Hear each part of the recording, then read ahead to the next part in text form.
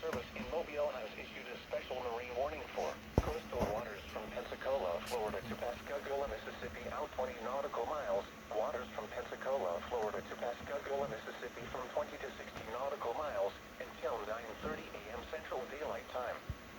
At 8:04 a.m. Central Daylight Time, strong thunderstorms from 38 nautical miles south of Staten Island Lighthouse to 6 nautical miles southwest of Farewell Buoy, moving southeast at 10 knots. Hazard, water spouts and wind gusts to 40 knots. Source, radar.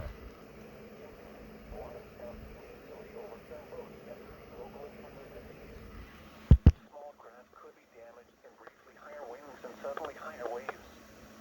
Locations impacted include Farewell Buoy.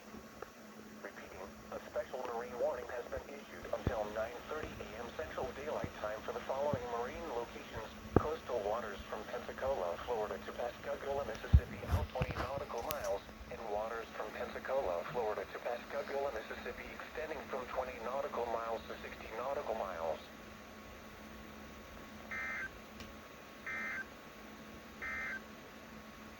This is NOAA Weather Radio from the Mobile, Pensacola